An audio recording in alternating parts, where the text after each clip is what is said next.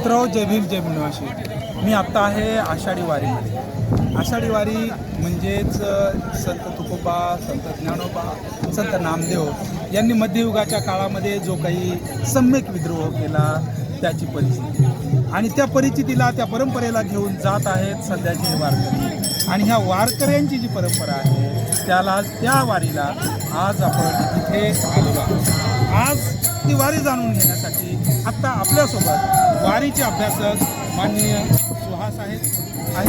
सुहास सध्याला वारीच्याबद्दल अभ्यास करत आहेत. आपण त्यांच्याकडून जाणून घेऊया सध्याला की वारीबद्दल सध्या आपण कुठे आहोत आणि आत्ता वारीची स्थिती काय आहे. नमस्कार, मी सुहास कोंबडे, संशोधक विद्यार्थी शिवाजी विद्यापीठ कोल्हापूर. सध्या आपण चिंचणी या ठिकाणी आहोत. पाठीमागं तोंडले बोंडले नावाचं मध्यस्थी एक ठिकाण होतं, विश्रांती ठिकाण होतं, जिथं ज्ञानोबारायांची आणि तुकोबारायांची पालखी सोबत चालू देणार आहे. आणि पुढं पुराची नावाचं एक गाव आहे जिथं विश्रांती असणार आहे पालखीची. तर आता आपण माझ्या पाठीमागं बघू शकत असतात. आता तुकारामांची पालखी पुढे गेली आहे, पाठीमागून ज्ञानोबारायांची पालखी येते. आणि आता हे जे दृश्य आहे ते आपण लाईव्ह बघू शकतो.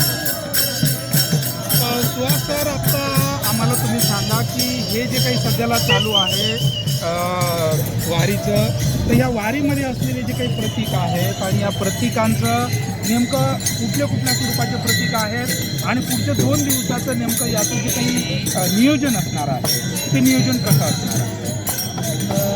प्रतीकाच्या बाबतीत जर सांगायचं झालं तर मुख्य प्रतीक हा विठ्ठल आहे. आणि ही सगळी वारी संत केंद्रित आहे, तशीच विठ्ठल केंद्रित आहे. हे सगळे विठ्ठलमय झालेले वारकरी आपल्याला दिसत आहेत. विठ्ठलाच्या मूर्तीची जर आपण प्रतीकाच्या स्वरूपात जर अभ्यास करायचा गेला तर आपण मुखवट्यापासून सुरुवात करू.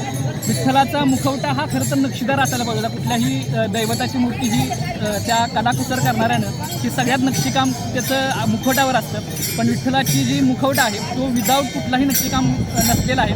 आणि तो आपल्याला शिवलिंगाच्या स्वरूपात असलेला दिसतो. त्याच्यावर कुठलीही नक्षी आपल्याला दिसत नाही. आणि त्याचबरोबर त्याचं जे स्ट्रक्चर आहे त्या मुखवट्याचं ते इराणी प्रकारचं असलेलं दिसतं. त्याच्यानंतर जे मूर्ती करणार आहे त्याला त्याच्या गळ्यात असणारा कंठहार, कौस्तुभमणी म्हणून आपण त्याच्यावर नक्षीकाम करता आलं, पण तेच नक्षीकाम त्याला मुखवट्यावर करता आलं नाही. मग हे जाणून बुजून ठेवलं गेलं आहे की मग याचा पाठीमागे काय विचार आहे नेमका हे आपल्याला जाणून घ्यावं लागेल. त्याच्याचबरोबर असंही एक रेफरन्स आहे की त्याची विठ्ठलाची जी मूर्ती आहे ती नग्न सदृश्य आहे. म्हणजे ती आपल्याला नग्न भासवण्यात येते, पण त्याच्यावर एक छिद्र असलेलं वस्त्र आहे असं पण सांगण्यात येते. त्याच्यानंतर जे आपल्याला त्याच्या खाली कमरेला पितांबर दिसते ते आपल्याला पितांबर जे नॉर्मल लोक घोट्यापर्यंत वापरतात तसं न दिसतं, ते थोडं वर दिसतं. त्याच्यानंतर विठ्ठलाच्या दोन्ही पायांच्या मध्ये एक घुंगुरवाळी काठी आहे असा पण रेफरन्स आहे. त्याचबरोबर आपल्याला हे जाणून बुजून कुणीतरी केलेलं दिसते का त्या मूर्तीमध्ये की त्याचे जे 2 हात कटेवर आहेत आपण असं म्हणतोय, ते कटेवरचे हात साधारण त्याच्या जे उजव्या हातात आहे ते पद्म आहे, कमळ आहे. आणि त्याचा देठ हा बाहेरच्या बाजूला आणि कमळ लपवल्याच्या स्वरूपात, अंगठ्यात धरलेल्या स्वरूपात आपल्याला दिसत आहे. त्याच्या डाव्या हातात शंख आहे की जो लपवलेल्या स्वरूपात, म्हणजे पाठीमागं आपण जसं लपवतो तसा कमरेला लपवलेला दिसतो. त्याच्यानंतर जी पायातली बीट आहे तर त्या बीट हा शब्दच मुळात आधी करतायत. आणि मग ती बीट ज्या विटेवर उभारला गेला आहे तर त्याचं काय नेमकं सिम्बॉलिझम असलं पाहिजे या सगळ्याचं एक प्रश्नचिन्ह उपस्थित होते. मग तो लिंगायत समाजापैकी येतो का, मग तो बुद्धांच्या मार्फत येतं का, की तो जैनांचा आहे, की तो साधारण वारी करणाऱ्या या वारकरी आणि कृष्ण या स्वरूपातला येतोय, वैष्णव धर्माला येतोय की शाक्य पंथातला येतोय. त्याचबरोबर विरगळ नावाचा जो धनगरांचा देव आहे या पंथापैकी तो येतो का. तर हा कुठल्याही एका कुणीतरी याला नावाजण्यापेक्षा हा इतक्या सगळ्या संप्रदायांचं महासमन्वय आहे असं आपल्याला म्हणावं लागेल.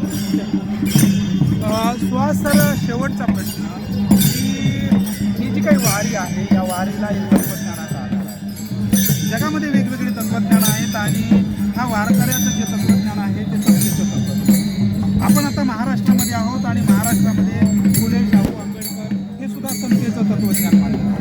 आत्ता आपण संविधानिक भारताची कल्पना करतो, हे सुद्धा समतेचं तत्त्वज्ञान मानलं जातं. आणि म्हणून हे समतेचं जे तत्त्वज्ञान आहे ज्याच्यामध्ये समतेचा महासमन्वय आपल्याला दिसतो, तर हे फिलॉसॉफिकली आपण ह्या समतेच्या तत्त्वज्ञानाकडे कसं बघतो. आता याचं स्वरूपच हे समतेवर आधारलेलं आहे. संपूर्ण समाजाचं जर सांगायचं झालं तर यारे यारे लहान थोर याती म्हणती नारे तर, किंवा स्त्री शूद्रादेखी आहे अधिकार असंही प्रमाण आहे. या ठिकाणी स्त्री असेल, शूद्र असेल, उच्च असेल, नीच असेल, गरीब असेल, श्रीमंत असेल, स्त्री असेल पुरुष असेल, म्हणजे इतकंच नाही तरी काही विधानामध्ये आपल्याला वेश्या म्हणजे ज्याला समाजानं कुठेतरी लांब फेकून दिले अशा सुद्धा समाजाचा आणि अशा सुद्धा व्यक्तींचा यामध्ये समावेश करून घ्यावा अशी एक भूमिका या वारकरी संतांनी आपल्याला दिलेली आहे. आणि सगळ्यात महत्त्वाची भूमिका आपल्याला ही आपण स्त्री समतेचा जो म्हणतोय, तर स्त्री समतेचा एकमेव उदाहरण आपल्याला आहे की या वारकरी संप्रदायातला एकही कवयित्री आपल्याला आढळत नाही जी फक्त वारकरी संप्रदायामध्ये आढळते. आणि वारकरी संप्रदायातल्या ज्या संत कवयित्री आहेत त्यांचेच अभंग जिवंत असलेले आपल्याला या काळात दिसतात. ही या वारीचं एक समतेचं विशेष आपल्याला सांगता येईल. Thank you Suhas sir. आपण आहोत आत्ता या आषाढी वारीमध्ये आणि आषाढी वारी आपल्याला देते समतेचा प्रवासाचा हा मार्ग. आपण पुढे घेऊन चालूया. थँक्यू, धन्यवाद. चला चला पंढरीला भेद भाव विसराया, चला चला पंढरीला भेद भाव विसराया, संतांची या चरणी माता टेकवाया, संतांची